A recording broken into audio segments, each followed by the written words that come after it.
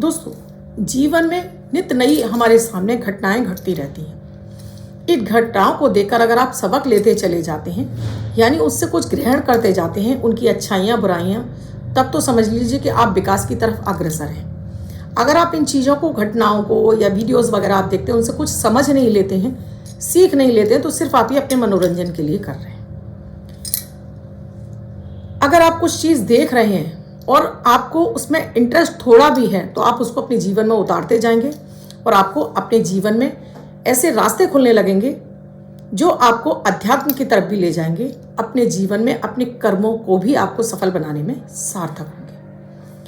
आज मैं बात कर रही हूं कि जब भी आपकी खराब दशाएं चल रही हों, जैसे एक जिस घर में आपके दादा, आपके पापा, आपके बहन भाई सब उसी घर में रहकर उन्नति करते चले गए, विकास करते चले गए, लेकिन आपका विकास अवरुद्ध हो गया, यानी आप सिर्फ और सिर्फ असफल हो रहे हैं जीवन में, आपको सफलता मिली नहीं।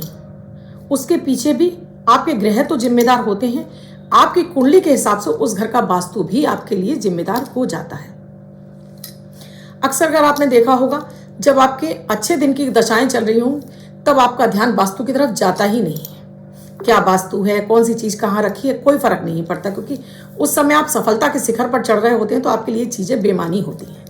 लेकिन जैसे ही आपके जीवन में कठिनाइयों का दौर शुरू होता है, यानी असफलता, बिजनेस में सफलता नहीं मिल रही, बच्चों का करियर अच्छा नहीं हो रहा, या संतान नहीं हो रही, या संतान के सुख में बाधा आ रही है, या घर में क्लेश बढ़ गया है, या स्वास्थ्य आपका खराब हो रहा है, तब कहीं ना कहीं आपका जाकर ध्यान आता है, वास्तु तो नहीं खराब है। जी बिल्कुल, जब आपकी दशाएं खराब होती हैं, तब आपके लिए वास्तु भी मैटर करता है। तभी आपका ध्यान जाता है और वाकई में जिस घर में, जिस भवन में हम रह रहे हैं, उसका वास्तु भी हमारे लिए पूरी तरह से हमारा भाग्योदय करने में सहायक होता है। आज मैं कुछ आपको ऐसी अचंभित करने वाली 4 चीजें बताऊंगी, जिन्हें आप अपने घर में रखने मात्र से आपके घर का वास्तु दोष खत्म होता है, आपकी कुंडली के वो ग्रह भी आपके प्रबल होने लगते हैं।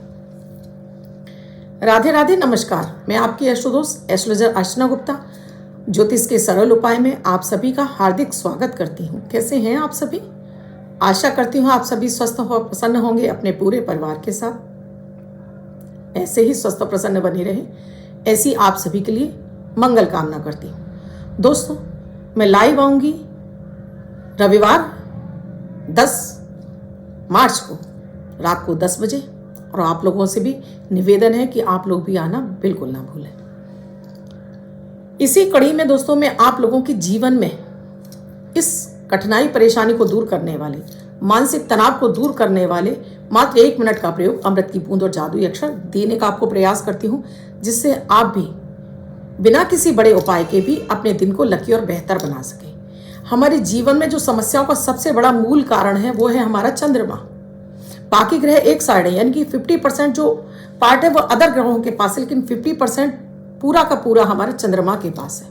ये चंद्रमा हमारे मन को नियंत्रित करता है, मन को नियंत्रित करता है, हमारे धन को, हमारे तन, तीनों चीज़ों को नियंत्रित करता है हमारा चंद्रमा। अगर आपका ये बली हो गया तो आप हर कठिन परिस्थितियों से भी बाहर आ जाते हैं, और यही आपका कमजोर हो गया तो मानसिक तनाव, मानसिक परेशानियां, घर में क्लेश, हर एक के साथ में उठना बैठना नहीं, सभी के साथ में चिड़चिड़, और आप बीमार रहने लगते हैं। आप चाहते हैं कि आप स्वस्थ रहने लगें, तो ये अमृत की बूंद और जादुई अक्षर को आज ही अपना लीजिए। इनकी विशेषता है दैनिक ग्रह गोचर पर आधारित होने की वजह से बेहद प्रभावी है। ना तो इसमें राशि देखने की आवश्यकता है, न लग्न। किसी भी देश, किसी भी भाषा, किसी भी धर्म का व्यक्ति इन्हें अपनाकर अपने जीवन में शुभता प्राप्त कर सकता है। स्वयं करिए, परिवार के सभी सदस्यों को कराइए, और देखिए अपने जीवन में कठिन से कठिन परिस्थितियों से आप बाहर आ जाएंगे। 11 मार्च 2024 दिन सोमवार। आज का राहु काल है 8:03 से 9:33 तक। इस समय आपको कोई भी शुभ नया कार्यक्रम नहीं करना चाहिए। अभिजीत मुहूर्त का समय है 12:07 से 12:55 तक। इस समय आप कोई भी शुभ नया कार्यक्रम कर सकते हैं। आज की अमृत की बूंद में आपको थोड़ा सा काला तिल जल में डालकर भोलेनाथ पर आपको अर्पित करना है, अपनी कामना बोलकर। आज वो आपकी कामना जरूर पूरी होगी। जादुई अक्षर है रा, रमा वाला रा। इस रा शब्द को रेड कलर के पेन से लेफ्ट हैंड पर कहीं भी लिखकर छोड़ दीजिए। 24 घंटे तक लिखा रहने दीजिए। दूसरे दिन आप नहाएंगे, धुल जाएगा। नया शब्द देती हूँ, आप उसको फिर से लिख सकते हैं। आप इसको अपने हाथ पर नहीं लिखना चाहते हैं, छोटी सफ़ेद कागज़ की चिट लीजिए, रेड कलर के पेन से लिखिए, फोल्ड करके पर्स या पॉकेट में रखिए। 24 घंटे तक साथ रखिए, दूसरे दिन फाड़कर किसी पेड़ की जड़ में छोड़ दीजिए। आप इसे नाली में ना बहाएं। दोस्तों, आप मेरे रेगुलर व्यूअर्स हैं तो आपको बता दूं, आपको जीवन में कितनी भी कठिनाइयां चल रही हों, आज का जो वीडियो यानी कि मैंने आपको जो शनिवार वाले दिन 8 तारीख 8 बजे का जो मेरा वीडियो है उसे आप जरूर देख लीजिएगा। अगर जीवन में आप ये प्रयोग एक बार भी कर लेते हैं तो कैसे भी विषम परिस्थितियां हों, आपकी कुंडली में आपका मूल नक्षत्र का जन्म हो, स्वाति नक्षत्र का जन्म है, या आपका अनुराधा नक्षत्र का जन्म है, या आपका रेवती नक्षत्र का जन्म है, देखिएगा कि नक्षत्रों के दुष्प्रभाव आपके ऊपर से समाप्त होने लगेंगे। आज दोस्तों बात हो रही है घर की दिशाओं की, क्योंकि वास्तु में जहां हमारी दिशाएं होती हैं 8 दिशाएं, साथ में हम 10 दिशाओं की बात करते हैं, तो जिसमें पूरब, पश्चिम, उत्तर, दक्षिण, ये 4, फिर 4 इनके जोन होते हैं, कोने, और फिर एक पृथ्वी और एक आकाश, यानी धरती और आकाश, ऐसे मिलाकर 10 दिशाएं होती हैं। अब कम से कम हमारी 4 दिशाएं, जिसमें से पूरब, पश्चिम, उत्तर और दक्षिण। पूरब हमें ज्ञान, मान सम्मान, हमारे बृहस्पति को उच्च का करता है, संतान का सुख दिलाता है, जीवन में उन्नति तरक्की लाता है, हर क्षेत्र में सफलता दिलाता है। वहीं दक्षिण हमें पैतृक संपत्ति दिलाता है, हमें कर्ज में नहीं डूबने देता, हमारे सभी के साथ में, चाहे वो अपनी पत्नी हो चाहे हमारे भाई हो, सभी के साथ में रिलेशनशिप बहुत अच्छा होता है। जो भी संपत्ति आती है वो अचल यानी कि स्थायी रूप से हमारे पास आती है संपत्ति। मंगल अच्छा होता है तो आपको किसी भी तरह से आपको ऐसी रोग बीमारियां नहीं होती जो कि रक्तजन्य हो जाती हैं बीमारियां। तीसरी दिशा की बात करूं तो अगर मैं पश्चिम पर आती हूं तो ये है शनि की दिशा। यहां से हमारा कभी भी हमें जॉब कारोबार से कभी दिक्कत नहीं आती अगर हमारी ये दिशा पूरी तरह से अच्छी है। इस दिशा में अगर ये पूरी तरह से हमारे फेवर में है तो कभी भी आपको अपने जॉब से, अपने बिजनेस से कभी दिक्कत नहीं आएगी। थोड़ा बहुत तो उतार चढ़ाव चलता है ग्रह दशाओं की वजह से, लेकिन बड़ा कोई आपको इम्पैक्ट आ जाए ऐसा नहीं होता। फिर उत्तर, जो कि है ही कुबेर की दिशा, जो है देवी देवताओं की दिशा, जो कि धन की देवी माता माँ लक्ष्मी की कृपा दिलाती है। तो अगर आपकी उत्तर की दिशा से भी आपको सारे सुख मिलने लगेंगे तब तो फिर आपके जीवन में अपार संभावनाएं बन जाती हैं धन आगमन की। फिर आपके छोटे छोटे से प्रयास भी ना आपके लिए ऐसा लगता है जैसे आपकी लॉटरियां लगना शुरू हो गई, जैसे मिट्टी को छूते ही आपके लिए सोना बनने लगता है। तो ये दिशाएं आपके लिए बहुत महत्व रखती हैं। अब पूरी तरह से तो आपका घर ऐसा हो नहीं सकता कि वास्तु के अनुकूल बन जाए, कुछ ना कुछ तो आपके यहाँ गड़बड़ हो ही जाती है। अब रिसेंटली किसी ने मुझसे पूछा था कि मुझे गली में एक घर मिल रहा है जो कि मेरे लास्ट कोने पर पड़ रहा है, तो क्या मैं ले लूँ? मैं कहूँगी जी बिल्कुल मत लीजिए, क्योंकि लास्ट में जो भी उस गली में रहने वाले लोगों की जीवन की जो भी नेगेटिविटी होगी वो सारी उसी घर में प्रवेश करेंगी और अब आपके जीवन में उथल पुथल चालू हो जाएगी। बैठे बिठाए अपने जीवन में ऐसे घरों का चुनाव नहीं करना चाहिए जो कि आपको लग रहा है कि पहले से निगेटिव है। कोने के घर हो गए, कटे घर हो गए, तिरछे घर हो गए, ये अक्सर कर, अगर आपकी कुंडली में चतुर्थ भाव ठीक है तब तो आपके लिए कोई मैटर नहीं करता है, लेकिन अगर चतुर्थ भाव आपका पीड़ित है तब आपको बहुत परेशानियां होती हैं। कैसे पीड़ित हो गया? अगर वहां पर राहु बैठा है, अगर वहां पर केतु बैठा है, अगर वहां मंगल बैठा है, वहां शनि बैठा है, तो ये चतुर्थ आपका पीड़ित हो जाता है। मंगल हालांकि यहाँ अच्छा माना जाता है लेकिन फिर भी वहां क्रोध दिलाने लगता है घर के अंदर। तो ऐसे घरों में कोशिश कीजिए कि आपके घर के बाहर कोई बिजली का बड़ा खंभा ना हो, कोई ट्रांसफार्मर ना हो, जिससे कि बैठे बिठाए आपके जीवन में परेशानियां चलकर खुद से ना आए, क्योंकि बिजली क्या है? राहु। बिजली क्या है? शनि। इसी तरह से कोई धोबी आपके घर के बाहर बैठकर प्रेस ना कर रहा हो, इसका भी ध्यान रखना चाहिए, या गंदगी का ढेर आपके घर के बाहर ना लगा हो, इसका भी आपको ध्यान रखना चाहिए। ऐसे घरों के आसपास आपको नहीं रहना चाहिए, क्योंकि बैठे बिठाए आपके जीवन में चाहे कितनी भी अच्छी दशाएं चल रही हो, इनका बैड इफेक्ट आपके घर में आता ही आता है। जी, मैं बात कर रही हूँ इन दिशाओं को। अगर किसी भी तरह का वास्तु दोष है, हम देखिए तोड़वा नहीं सकते हैं। खुद का घर नहीं है, किराए का घर है, लेकिन किराए का घर होने के बावजूद भी अब क्योंकि मैं रेंट दे रही हूँ तो मेरा ही है, तो इसको मैं कुछ चेंज नहीं कर सकती, तो क्या करें? तो आपको पूर्व की दिशा में एक 9x9 का तांबे का ही एक आपको सूर्य लगा देना चाहिए। उगता हुआ सूर्य लगा सकते हैं या पूरा सूर्य लगा सकते हैं। ईस्ट की दिशा में लगाइए और डेली इसको प्रणाम करिए।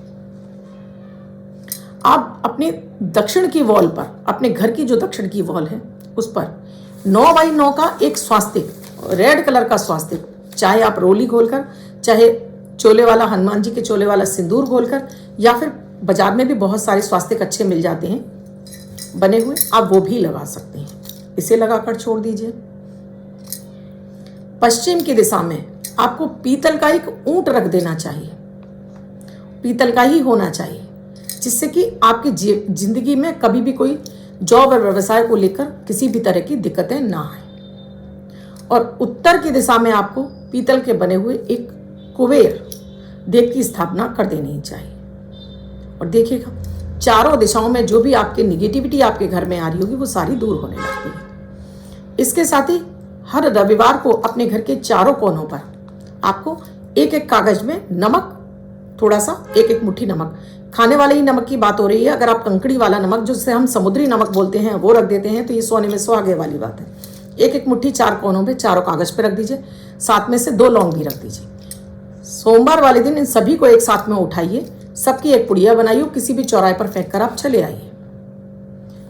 आप लगातार 3 सोमवार या 5 सोमवार आप लगातार करेंगे तो घर में किसी भी निगेटिव एनर्जी होगी, किसी भी तरह का कोई निगेटिव इम्पैक्ट आपके घर में घूम रहा होगा, वो समाप्त होने लगेगा। साथ में अपने घर के ब्रह्म स्थान पर आपको थोड़ा सा किसी कांच के बर्तन में, बड़े बर्तन में आपको जल भरकर हमेशा रखना चाहिए। सुंदर से उसमें फ्लावर्स डाल सकते हैं।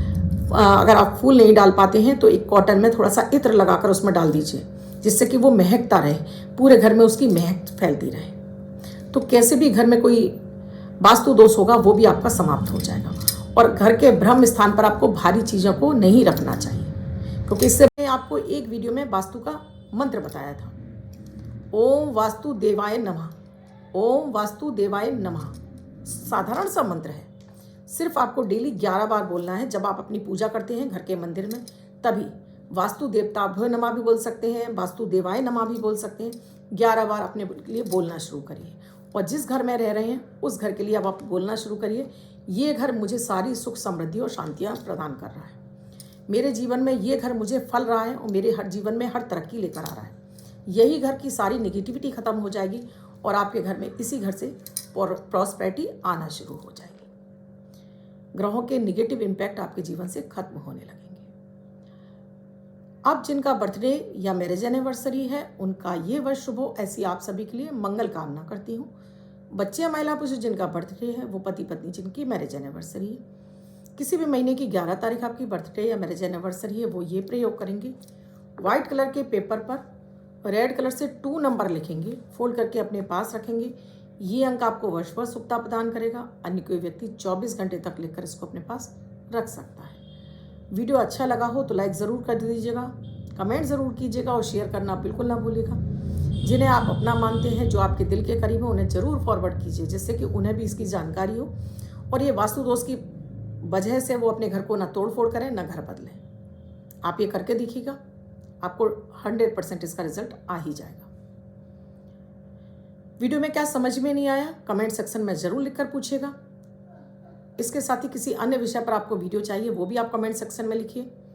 कल आपका कोई ऐसा सवाल है जो सार्वभौमिक, यानी कहने का मतलब है कि सभी के लिए जो फायदेमंद हो, ऐसे कोई जनरल सवाल आप कल भी, आज भी मुझे कमेंट कर सकते हैं, जिससे कि कल 10 बजे लाइव आऊँगी, उस वीडियो में आपको दे सकूँ।